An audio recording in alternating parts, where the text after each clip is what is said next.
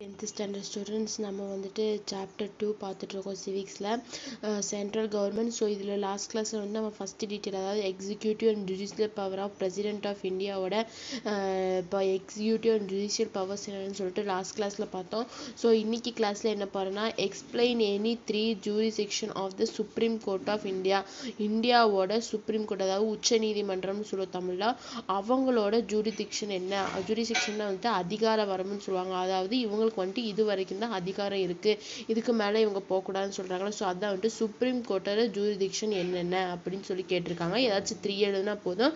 But ஆனால் நான் இருக்கிறது எல்லாமே சொல்றேன், நீங்க ஏதாச்சும் 3 வேணாலும் எழுதிக்கோங்க சரியா.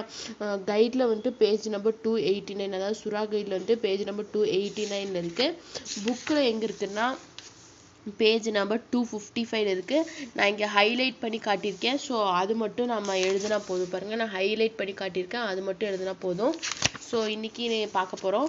ஸோ பேஜ் நம்பர் 255ல ஃபர்ஸ்ட் பாயிண்ட் என்னன்னா supreme court is the guardian of the constitution. நம்ம இந்தியன் கான்ஸ்டிடியூஷன், இந்தியன் அரசியல் அமைப்போட கார்டியன் பாதுகாவலர் யாரு, இந்த சுப்ரீம் கோர்ட் தான் அப்படின்னு சொல்லிட்டு ஃபர்ஸ்ட் பாயிண்ட் நம்ம சொல்றோம். So the supreme court is the guardian of the constitution. நம்மளோட கான்ஸ்டிடியூஷனோட கார்டியன் பாதுகாவலர் யாருன்னா சுப்ரீம் கோர்ட் தான். ஸோ இதில் வந்துட்டு பவர்ஸ், அதாவது சுப்ரீம் கோர்ட்டோட பவர்ஸ் அதாவது ஜூரிடிக்ஷன் எங்கெங்க இருக்குன்னா first original jurisdiction, second one is appellate jurisdiction, advisory jurisdiction, miscellaneous jurisdiction and judicial review ன்னு சொல்லிட்டு 5 இருக்கு. நான் 5ஐயும் சொல்றேன், உங்களுக்கு 3 எழுதுறதுனாலும் எழுதிக்கலாம். ஸோ ஃபர்ஸ்ட் வந்து original jurisdiction. the cases which are brought directly in the first instance to the Supreme Court come under original jurisdiction. அதாவது வந்துட்டு எல்லா விதமான கேஸும் டைரக்டா வந்துட்டு சுப்ரீம் கோர்ட் அதாவது உச்ச நீதிமன்றத்துக்கு கீழே வரதான் நம்ம என்ன சொல்லுவோம், ஒரிஜினல் ஜூரிடிக்ஷன். அதாவது வந்துட்டு ஹைகோர்ட்ல அதாவது உயர் நீதிமன்றத்தில் போட்டு அது வந்து தோத்து அவங்க சுப்ரீம் கோர்ட்ல போடுறாங்க அப்படின்னா வந்துட்டு அந்த கேஸ் வந்துட்டு ஒரிஜினல் ஜூரிடிக்ஷன்ல வராது. எந்த கேஸ் வந்து டைரக்டா வந்து இந்த ஒரிஜினல் சுப்ரீம் கோர்ட்டுக்கு வருதோ அதைத்தான் நம்ம என்ன சொல்றோம், ஒரிஜினல் ஜூரிடிக்ஷன் அப்படின்னு சொல்றோம். அதை சொல்றாங்க cases which were brought directly in the first instance. First முதல் தடவையே வந்துட்டு சுப்ரீம் கோர்ட்டு கீழே அந்த கேஸ் வருது அப்படின்னா to the supreme court come under original jurisdiction. முதல் தடவை அந்த கேஸோட ஃபர்ஸ்ட் இன்ஸ்டன்ஸ்லேயே அது சுப்ரீம் கோர்ட்டுக்கு அந்த கேஸ் வருது அப்படின்னா அதுதான் வந்துட்டு எது கீழே வரும், ஒரிஜினல் ஜூரிடிக்ஷனுக்கு கீழே வரும். தீஸ் மேபி இது எதுவாக இருக்குன்னா dispute between the government of India and one or more state. அதாவது இந்தியன் கவர்மெண்ட்டுக்கும் சில மாநிலங்கள் அதாவது ஸ்டேட்ஸுக்கு இடையில ஏதாச்சும் பிரச்சனைகள் இருந்தால் அது வந்துட்டு ஃபர்ஸ்ட் எங்கே வரும், சுப்ரீம் கோர்ட்டுக்கு தான் வரும், உச்ச நீதிமன்றத்துக்கு தான் வரும். The writs as a dispute between 2 or more states. அதாவது 2 ஸ்டேட், அப்போ தமிழ்நாடு கர்நாடகா காவேரி பிரச்சனைலாம் இருந்ததுல, ஸோ அதெல்லாம் வந்து எங்கே போகும், நம்ம சுப்ரீம் கோர்ட் அதாவது உச்ச நீதிமன்றத்துக்கு தான் போகும். இந்தியாவிலே வந்துட்டு ஹைகோர்ட் இது உச்ச நீதிமன்றம் தான், அதுக்கப்புறம் தான் அதுக்கு கீழே தான் வந்துட்டு ஹைகோர்ட்டு, அதுக்கப்புறம் தான் வந்துட்டு சபார்டினேட் கோர்ட்ஸ் எல்லாம் வரும். அதான் சொல்றாங்க dispute between 2 or more states. அதாவது 2 அல்லது அதுக்கு மேற்பட்ட மாநிலங்கள்ல வந்துட்டு ஏதாச்சும் பிரச்சனை இருந்தா அதுவும் வந்துட்டு சுப்ரீம் கோர்ட்டு தான் போகும். The writs are issued by the Supreme Court for the enforcement of fundamental rights. என்ஃபோர்ஸ்மெண்ட்னா அமல்படுத்துது. ஏதாச்சும் ரிட் வந்துட்டு சுப்ரீம் கோர்ட் அதாவது ஏதாச்சும் ரிட் அவங்க வந்து இஷ்யூ பண்றாங்க, சுப்ரீம் கோர்ட் வந்து இஷ்யூ பண்றாங்க எதுக்குன்னா ஃபண்டமெண்டல் ரைட்ஸ் வந்துட்டு அமல்படுத்துறதுக்காக ஒரு இது இஷ்யூ வந்துட்டு இது பண்றாங்கன்னா அதுவும் வந்துட்டு சுப்ரீம் கோர்ட் கீழே தான் வரும் அப்படின்னு சொல்றாங்க. இந்த ரிட்டை வந்து வேற யாராச்சும் இஷ்யூ பண்றாங்க, பிரசிடென்ட்டோ பிரைம் மினிஸ்டரோ இஷ்யூ பண்ணும்போது அந்த இது வந்துட்டு சுப்ரீம் கோர்ட்டு கீழே வந்துட்டு அவங்க தான் என்ஃபோர்ஸ் பண்ணுவாங்க, அவங்க தான் அமல்படுத்துவாங்க அப்படின்னு சொல்றாங்க. இதான் வந்துட்டு ஒரிஜினல் ஜூரிடிக்ஷனுக்கு கீழே வரும். ஸோ ஒரிஜினல் ஜூரிடிக்ஷன் பார்க்கும்போது தி cases which are brought directly for the first instance. அதாவது முதல் தடவையே வந்துட்டு அந்த கேஸ் வந்துட்டு எங்கே வந்துடும், சுப்ரீம் கோர்ட்டுக்கு வந்துடும். அதைத்தான் நம்ம என்னன்னு சொல்றோம், ஒரிஜினல் ஜூரிடிக்ஷன் அப்படின்னு சொல்றோம். இது எதுவா இருக்கலாம், கவர்மெண்ட் ஆஃப் இந்தியன் கவர்மெண்ட்டுக்கும் ஸ்டேட்டுக்கும் இடையில இருக்க பிரச்சனையா இருக்கலாம், இல்லாட்டி 2 அல்லது 3 ஸ்டேட்ஸுக்கு இடையில இருக்கக்கூடிய பிரச்சனையா இருக்கலாம், இல்லாட்டி ஒரு ரிட்டு வந்துட்டு யாராச்சும் இஷ்யூ பண்றாங்க, பிரசிடென்ட்டோ பிரைம் மினிஸ்டரோ இஷ்யூ பண்றாங்க அப்படின்னா வந்துட்டு அதை வந்துட்டு இந்த சுப்ரீம் கோர்ட் தான் வந்துட்டு அமல்படுத்துவாங்க அப்படின்னு சொல்றாங்க. இதுதான் வந்துட்டு ஒரிஜினல் ஜூரிடிக்ஷன். நெக்ஸ்ட் வந்து அப்ளேட் ஜூரிடிக்ஷன்னா the Supreme Court was the final appellate court in the country. So அப்ளேட்னா என்னென்னா மேல்முறையீடு, அதாவது வந்துட்டு ஃபைனல் கோர்ட். நம்ம இந்தியாவில் இருக்கக்கூடிய கோர்ட்லேயே வந்துட்டு ஃபைனல் மேல்முறையீடு பண்ணக்கூடிய ஒரே கோர்ட் வந்துட்டு நம்ம சுப்ரீம் கோர்ட் தான். As record the appellate jurisdiction the supreme court hears appeals against the decisions on the high court. இப்போ ஹை கோர்ட் வந்துட்டு ஒரு கேஸில் வந்துட்டு ஒரு டெசிஷன் எடுக்கிறாங்க அப்படின்னா அதை வந்துட்டு அவங்களால ரீஅப்பியர் பண்ண முடியும். அவங்க எடுக்கக்கூடிய டெசிஷனுக்கு ஹைகோர்ட் எடுக்கக்கூடிய டெசிஷனுக்கு எகெயின்ஸ்டாக வந்துட்டு போக முடியும்.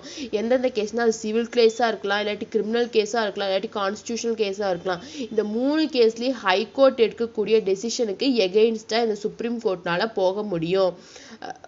cases with a certificate from the high court that is fit to appeal in the supreme court. So high கோர்ட்டில் வந்துட்டு ஒரு சர்டிஃபிகேட் கொடுத்துருப்பாங்க, அதை கொண்டு வந்து நம்ம சுப்ரீம் கோர்ட்டில் பண்ணால் மேல்முறையீடு வந்துட்டு பண்ணலாம். மேல்முறையீடுன்னு சொல்லிட்டு தமிழில் சொல்லுவாங்களா, அதான் சொல்கிறாங்க. Supreme court is the final appellate country in the world. So court in the world, நம்ம இந்தியன் கண்ட்ரியில் ஃபைனல் கோர்ட் இது நம்ம இந்த சுப்ரீம் கோர்ட் தான். சப்போஸ் இந்த இந்த இந்த அப்ளேட் ஜூரிடிக்ஷன் மூலயமா சுப்ரீம் கோர்ட் வந்துட்டு ஹை கோர்ட் எடுக்கக்கூடிய எல்லா டெசிஷன்ஸுக்கும் எகெயின்ஸ்டாக போகலாம்.